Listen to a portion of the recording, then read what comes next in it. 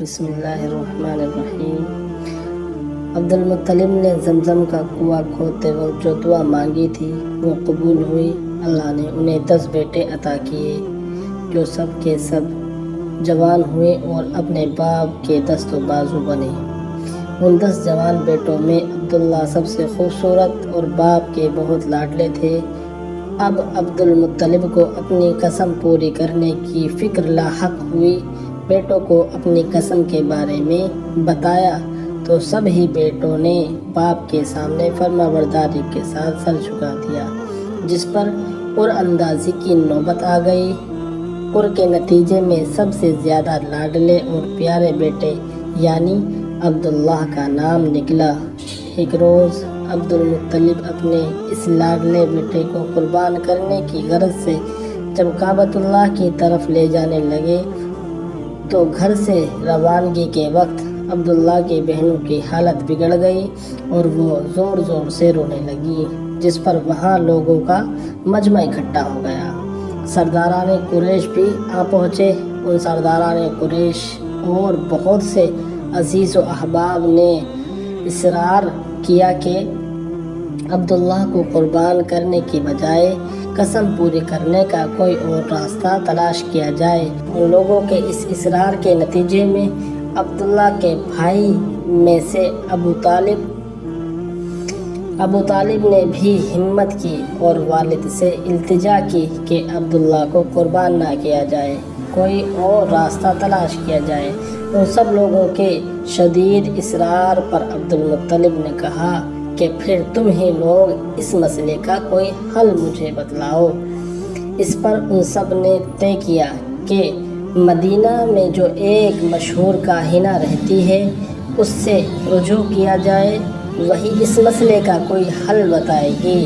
چنانچہ یہ لوگ طویل سفر طے کر کے مکہ سے مدینہ پہنچے۔ وہاں پہنچ کر معلوم ہوا کہ وہ کاہنہ تو آج کل مدینہ سے مزید آگے خیبر گئی ہوئی ہے اور کچھ معلوم نہیں کہ وہاں سے کب تلک واپس ہوگی۔ تب یہ لوگ مدینہ سے خیبر پہنچے، کاہنہ سے ملاقات ہوئی، تمام صورتحال بیان کی، جسے سن کر اس نے دریافت کیا کہ تمہارے یہاں اگر کوئی کسی کو قتل کر دے تو اس کے فدیہ میں کیا دیا جاتا ہے؟ انہوں نے جواب دیا کہ ہمارے یہاں خون کے بدلے 10 اونٹ مقرر ہیں۔ یہ سن کر کاہنہ نے کہا ایک طرف عبداللہ اور دوسری طرف 10 اونٹ رکھے جائیں اور پھر ان دونوں کے درمیان قراندازی کی جائے۔ قراندازی کی گئی، نام عبداللہ کا نکلا۔ کاہنہ نے کہا کہ 10 اونٹ بڑھا دیے جائیں، یعنی ایک طرف عبداللہ اور دوسری طرف 20 اونٹ۔ چنانچہ دوبارہ قراندازی کی گئی مگر نام عبداللہ کا ہی نکلا۔ اس کاہنہ کے کہنے پر ہر بار 10 اونٹ بڑھتے رہے اور قراندازی ہوتی رہی۔ آخر جب 100 اونٹ ہو گئے تو اونٹ کے نام نکلا۔ تب کاہنہ نے کہا کہ عبداللہ کی بجائے ان 100 اونٹوں کی قربانی کر دی جائے، یوں قسم پوری ہو جائے گی۔ لیکن عبدالمطلب نے مزید اطمینان کے لیے ایک بار پھر قراندازی کی اور تب بھی اونٹ کے نام ہی قر نکلا۔